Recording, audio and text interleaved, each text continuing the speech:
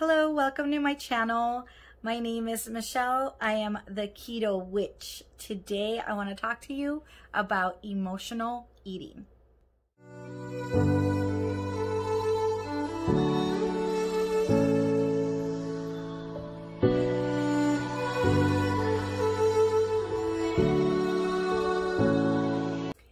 All right, so you've all felt sad at some point, angry or stressed. And a lot of times what we tend to do when we feel that way is go straight to the fridge and get something that we believe is going to make us feel better. But it turns out after you eat something that you weren't supposed to eat, we feel horrible. Or maybe you don't.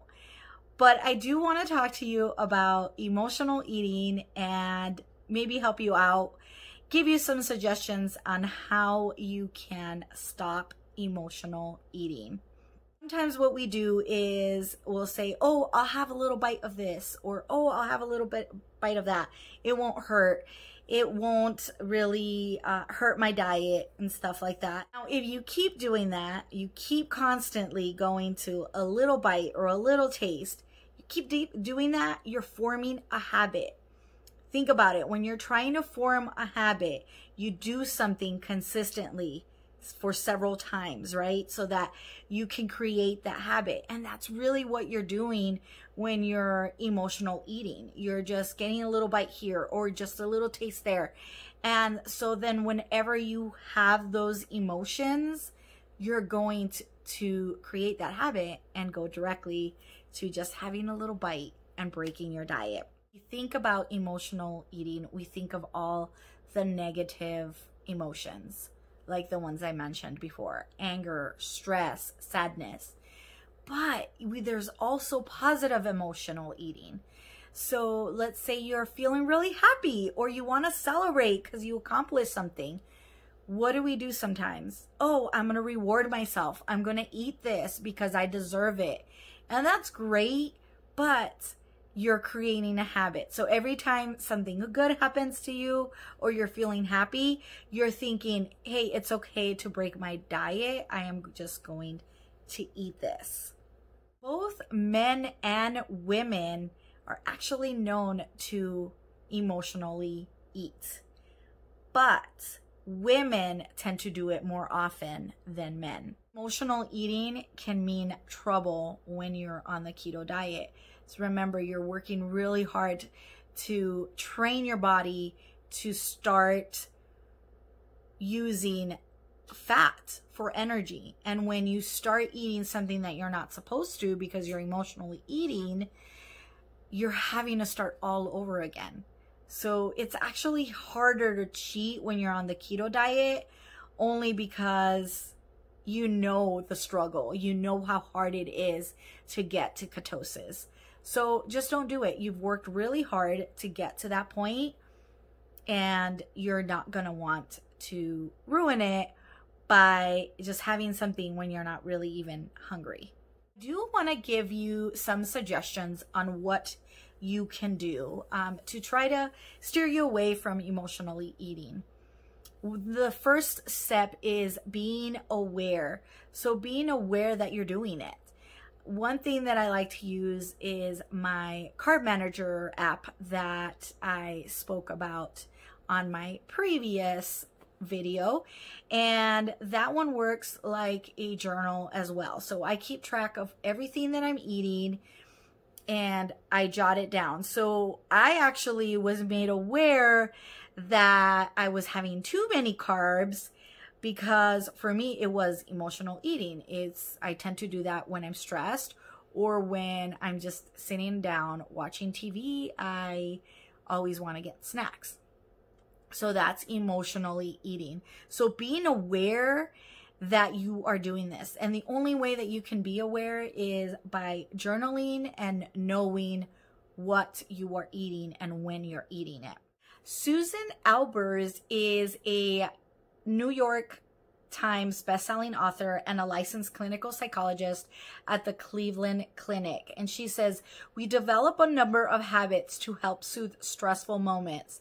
And one of those is stress eating. So she does suggest that we do the whole rating before we start eating, rating how hungry you are. So every time you eat, you want to ask yourself, how physically hungry am I? From a scale to 1 to 10, 10 being the hungriest, maybe starving. Verse says that when you're rating yourself, anything higher than a 6 means that you're physically hungry, while anything lower than a 6 is just you wanting to emotionally eat. Another suggestion I have is swapping out what you're eating when you're emotional eating. Now, if you could try to avoid emotionally eating completely, that is great, but sometimes it's just that comfort that you're looking for. So I invite you to try to swap out, instead of reaching out for the chips or any junk food, go ahead and sip on some black tea. Black tea is known to drop cortisol levels, and cortisol is basically the stress hormone that makes you crave food. So by you sipping on some black tea, that can be very helpful and help you tame your cravings. I'm also a doTERRA wellness advocate, and I do use my oils a lot. You can actually see them right there behind me. And there is one oil that I do like to use a lot, and I did use it for my fasting days. And if you haven't watched my fasting journey, I will link it above me, somewhere above me, and you can go check it out. But I did use the blend called Slim and Sassy, and that one is very helpful in repressing cravings, and it's great. There's gum that you can use, there's an actual oil that you could breathe in or take internally.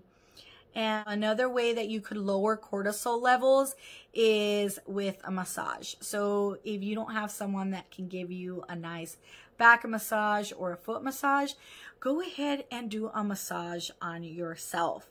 It's a nice little treat, self-care ritual that you can do. You could just either use oils or you can use a lotion and rub your feet. And this actually also lowers cortisol, which in turn you won't crave food as much. And then another practice that you can use that helped me out a lot during my fasting days was breathing. Really getting down your breathing exercise and the pattern that you use. So for me, whenever I do breathing exercise, I like to breathe in for 4 seconds, hold it in for 4 seconds, and then releasing for 4 seconds. Albers does suggest that when you're doing your breathing exercise, you do it for a count of 10. So you'll count when you breathe in, and then you'll count when you exhale. So inhale is 1, exhaling is 2. Then you inhale again, it's 3, exhale is 4, and so on until you reach 10. I try not to focus too much on my counting. That's why I like to do my breathing exercise of 4, 4, 4 until I feel more relaxed. If you prefer just to do it for the 10 count, then go ahead and do that. Whatever works best for you. You could try both of them and see which one you like more. So I am going to show you how I do my breathing exercise. So like I said before, you'll breathe in for 4 seconds. Hold for 4 seconds.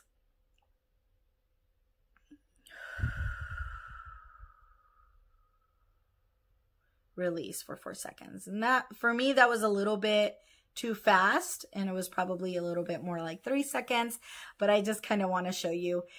And you could do that several times. If you prefer to do what Albers suggest on the article that I read, you could just do 1, 2, 3, 4, 5, 6, 7, 8, 9, 10. And that is a practice that you can use whenever you are feeling a little hungry, and then you can rate yourself after you do your breathing exercise and see if you still feel hungry. I know I mentioned journaling your food that you eat throughout the day. I always suggest doing this even when you aren't trying to avoid to emotional eat. Journaling what you're eating is something that when you're doing it constantly, you're creating a habit, and it can be very helpful for many things. For, you know, when you go to the doctor and they ask you, well, when did you start feeling sick? What did you eat? So you have that, you have a history of it. And not only that, you're creating that habit. So when you do need to go and journal about what you're eating or like look through the stuff, you've already mastered that technique. You already know it. You kind of don't want to start teaching yourself how to do something when you're in a panic or you need something right there and then. You want to be able to know what you're doing and not learn something new, because that's just going to add more to the stress. So maybe even meditation can be one of the things that can distract you from that. You can start learning how to meditate. There's great apps out there that you can use that do guided meditation for you. And all you have to do is just relax and listen to the instructions that they're giving you. And that can be very helpful. But again, you kind of want to start doing this and adding it into a daily routine so that when you do need to go to it, when you're feeling hungry and you want to break that keto diet, you can just quickly jump into meditating instead of stressing out and trying to download a meditation app. It's already there and you already know what to expect. And maybe you have a hobby that you want to go to.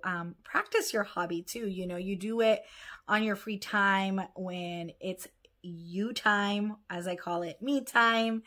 I, do scrapbooking, or if you just want to read a book, that's something that you can do when you are struggling. And like I said, practicing that habit, that motion that's going to distract you from emotionally eating.